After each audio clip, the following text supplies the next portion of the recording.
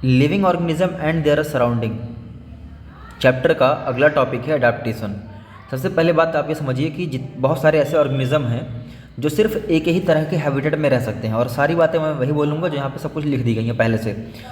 तो most organism यानी कि ज़्यादातर organism live in only one type of habitat, एक ही तरह के हैबिटेट में वो रहते हैं या रह सकते हैं। एग्जाम्पल के लिए फ़िश, जो फ़िश होती है उसका हैबिटेट सिर्फ और सिर्फ वाटर हो सकता है। वाटर के अलावा वो लैंड पर या डिजर्ट में या माउंटेन पर और कहीं नहीं रह सकती, ठीक है। और ऐसे भी ऑर्गेनिज्म हैं जो एक से ज़्यादा हैबिटेट में रह सकते हैं, राइट।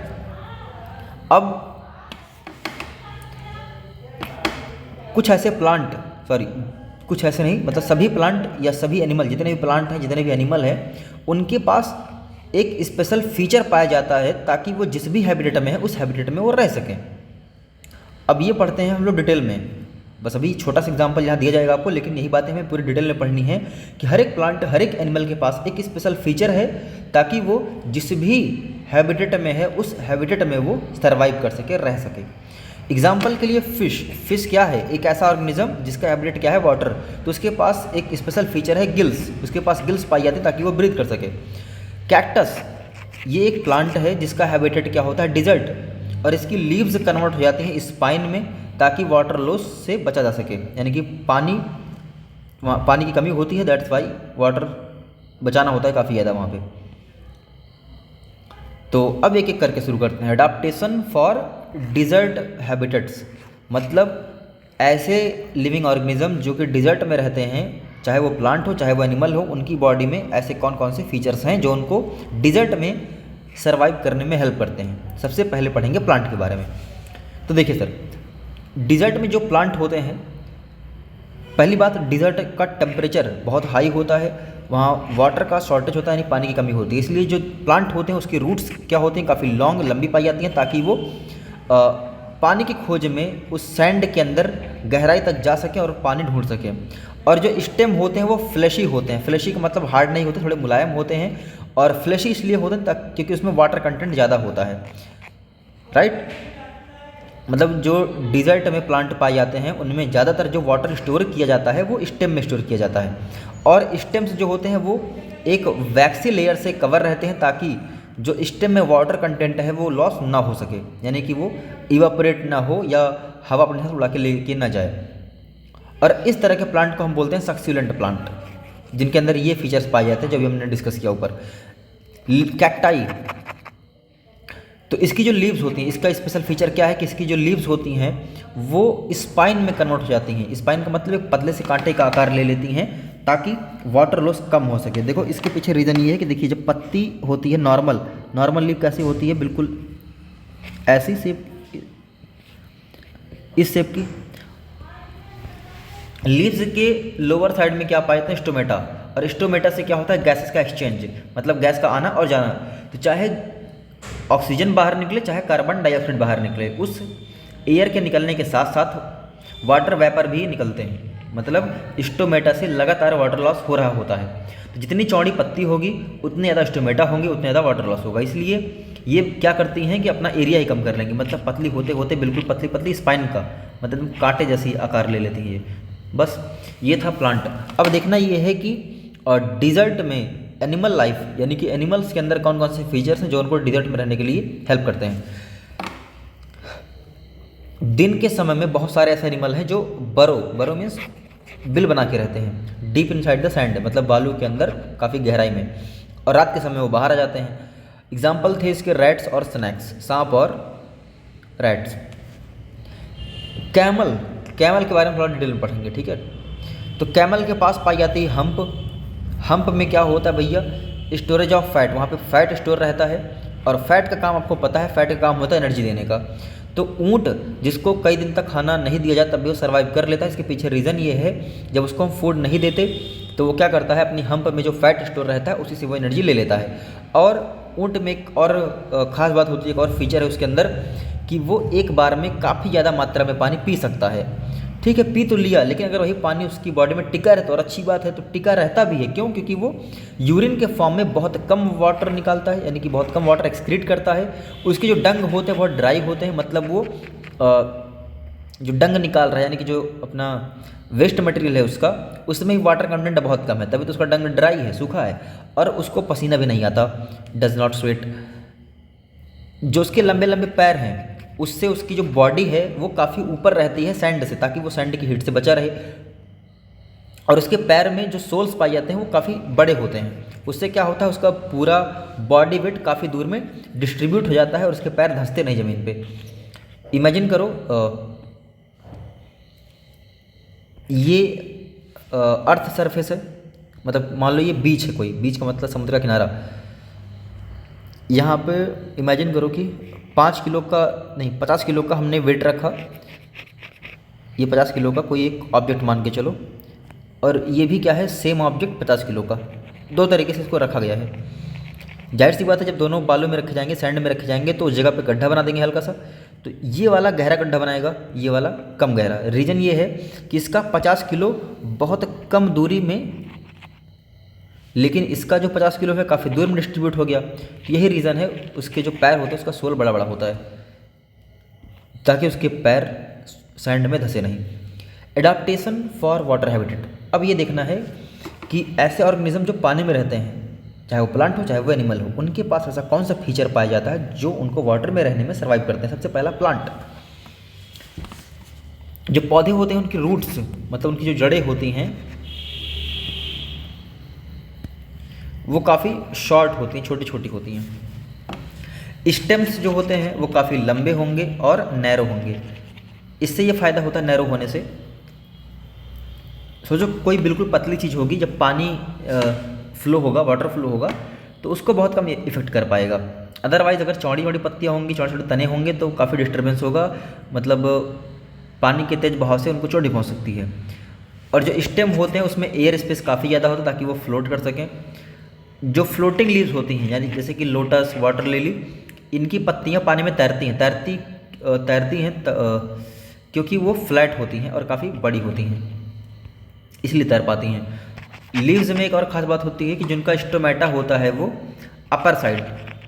अभी तक हम क्या पढ़ रहे थे कि लीव्स का स्टोमेटा कहाँ होता है सर, नीचे, लेकिन ऐसी लीव्स जो वाटर में फ्लोट करती हैं, जो पानी में तैरती रहती हैं, उनमें स्टोमेटा ऊपर पाया जाता है, और ऊपर के ही साइड वैक्सी लेयर भी होती है ताकि उनको हम वाटर प्रूफ बना सकें, क्योंकि पानी में लगातार रहेंगी पानी तो उससे वो सड़ सकती हैं, डिकम्पोज हो सकती हैं, लेकिन वैक्सी लेयर उनको पानी से बचाता है। और जो सबमर्ज लीव्स होती हैं, यानी कि ऐसी पत्तियां, ऐसे पौधे जो पानी के अंदर डूबे रहते हैं, तो वो पत्तियां काफ़ी लंबी और नैरो होती हैं। सेम रीज़न कि चौड़ी चौड़ी होंगी तो दिक्कत हो जाएगी। एग्जाम्पल इसका है टेप ग्रास।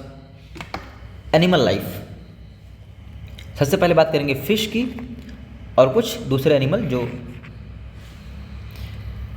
तो भैया देखिए जो फिश हैं या और बाकी जिन जो एनिमल की बात हो रही है, उनकी जो बॉडी होती है वो होती है स्ट्रीमलाइंड। स्ट्रीमलाइंड का मतलब ये होता है बीच में मोटा, किनारे किनारे पतला, तो ऐसी शेप को बोलते हैं स्ट्रीमलाइंड। तो मछलियों का आकार ऐसा ही होता है। रीज़न ये है कि इससे वाटर का रेजिस्टेंस, यानी कि जो पानी की रुकावट होती है उसमें काफ़ी कमी आ जाती है, तैरने में आसानी होती है।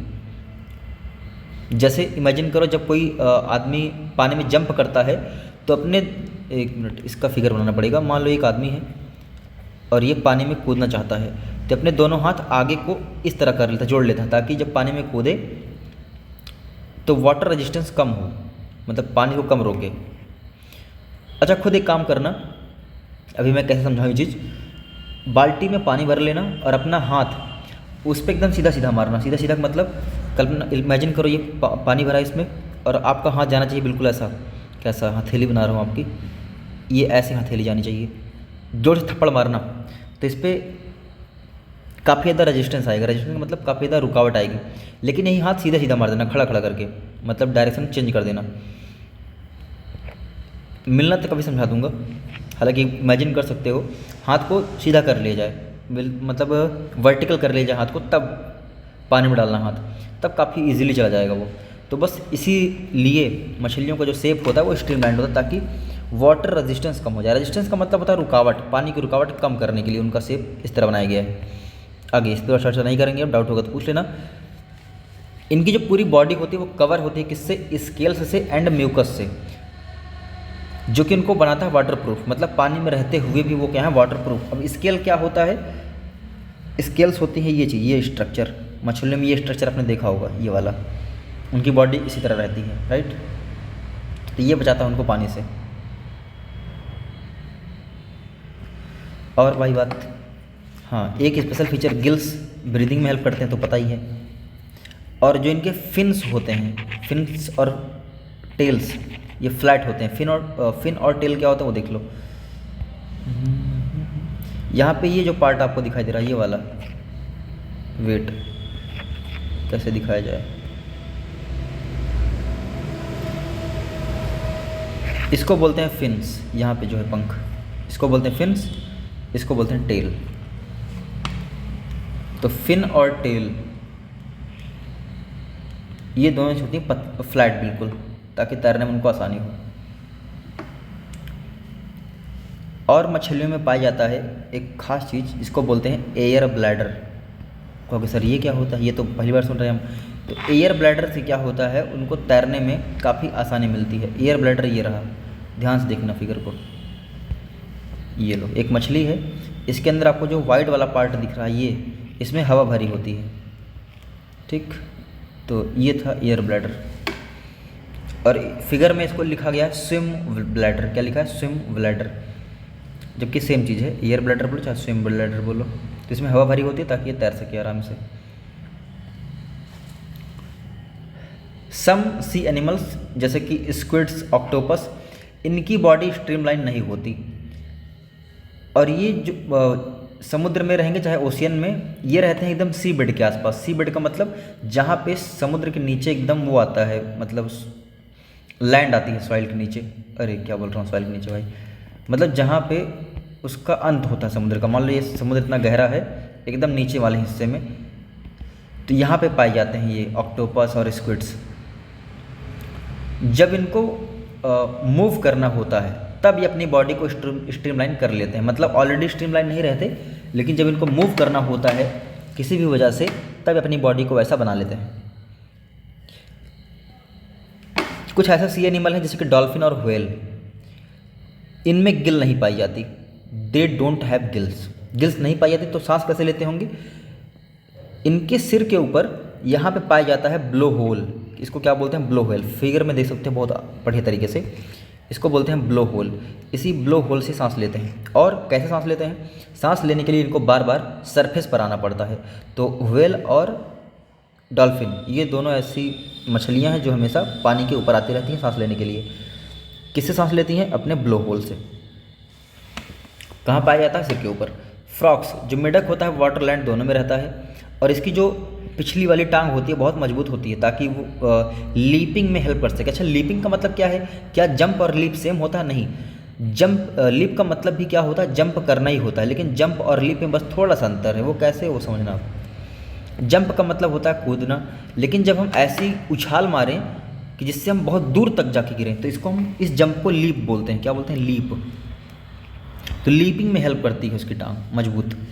और इसके जो पैर होते हैं वो वेब्ड होते हैं, मतलब जालीदार पैर होते हैं, जो कि इसको स्विमिंग में हेल्प करते हैं, तैरने में। तो ये तो हो गया वाटर वाला। आइए बात करते हैं पोलर एंड माउंटेन हैबिटेट की।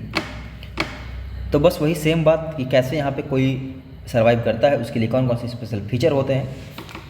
सबसे पहले पढ़ेंगे प्लांट लाइफ। जो प्लांट होते हैं वो कोन शेप के होते हैं, मतलब देखना कौन मैंने बना दिया ऐसा होता है, लेकिन जो प्लांट एक्चुअल में होते हैं वैसे होते हैं। प्लांट ऐसे होंगे, इमेजिन करो ये मिट्टी हो गई, ये पेड़ हो गया, तो इस तरीके से रहेगा पेड़, ऐसे कोन शेप का।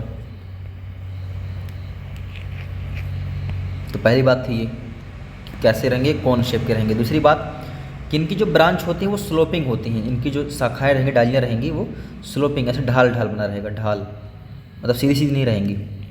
और हो सकता है स्लोप नीचे को भी हो, ऐसे ऐसे ऐसे। ये स्लोपिंग, स्लोप का मतलब होता है ढाल। ढाल क्यों रहता है, ताकि जब बर्फ़ गिरे तो बर्फ़ फिसल के नीचे आ जाए। सोचो अगर ऐसी शेप ना होती इनकी, सारी बर्फ़ जो पेड़ पे गिरी वो पेड़ पे टिक जाती, तो इतना वज़न बढ़ जाता कि डालियाँ टूट जाती। तो स्लोप होने से ये फ़ायदा है कि सारी बर्फ़ फिसल के गिर जाती है। तो आगे लिखा भी है, मोस्ट ऑफ देम, ज़्यादातर जो प्लांट होते हैं इस जगहों पर, उनकी जो लीव्स होती हैं वो कैसी होती हैं, शार्प निडल लाइक, सुई जैसी। सेम रीज़न वही, कि ताकि बर्फ़ गिरे तो वो स्लाइड ऑफ हो जाए, फिसल जाए। ये तो हो गया प्लांट की। एनिमल में बात करेंगे सबसे पहले पोलर बियर की। पोलर बियर जो होता है इसके पास पाया जाता है थिक फर, मोटे मोटे बाल होते हैं काफ़ी ज़्यादा, और रीज़न आपको पता है ताकि इसको हीट से, कोल्ड से प्रोटेक्शन मिल सके, हीट से नहीं, ठंड से बच सके बेचारा। पेंगुइन में क्या खास बात पाई जाती है, पेंगुइन का जो फर होता है, यानी कि उसके जो बाल होते हैं वो ऑयली होते हैं, जो कि उसको वाटरप्रूफ बनाते हैं। ऑयली होते हैं और वाटरप्रूफ फेदर पाए जाते हैं।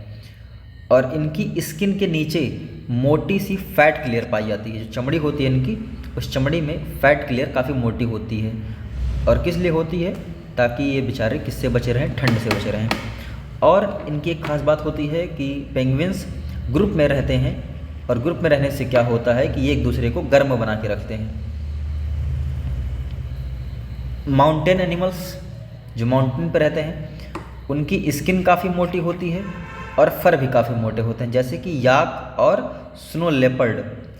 माउंटेन गोट जो पहाड़ों पे बकरियाँ रहती हैं, उनकी जो हूव्स होती हैं, यानी कि जो उनके पैर में, पैर का स्ट्रक्चर होता है, पैर का बनावट, जैसे गाय का पैर देखा ना कैसे होता है, बिल्कुल वैसे, तो वो काफ़ी मजबूत होता है ताकि वो पहाड़ों पर चढ़ सकें।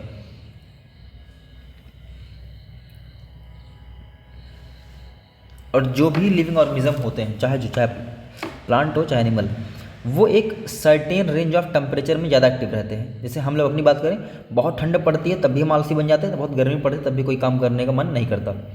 मतलब टेम्परेचर बढ़िया सा रहेगा, एक सही रेंज में रहेगा, तब हम ज़्यादा एक्टिव रहते हैं। तो इसे हर एक ऑर्गेनिज्म है कि वो मोस्ट एक्टिव तब रहते हैं जब टेम्परेचर एक सर्टेन रेंज में हो। बहुत ठंड हो जाएगी, बहुत गर्मी हो जाएगी, तब वो आलसी हो जाएंगे, काम नहीं करना चाहेंगे। तो वही बात यहाँ पे बताई जा रही है कि एक्टिव तब होते हैं जब टेम्परेचर एक सर्टेन रेंज में रहे।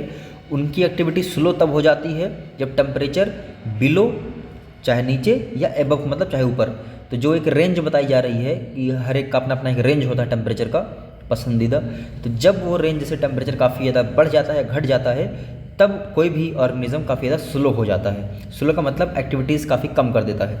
तो कुछ एनिमल तो ऐसे हैं कि वो एक डीप स्लीप ले लेते हैं, मतलब काफ़ी दिन की छुट्टी ले लेते हैं, सो जाते हैं काफ़ी दिन के लिए, जब टेम्परेचर ऐसा होता है तो, मतलब एक सर्टेन रेंज से कम या ज़्यादा हो जाए तो।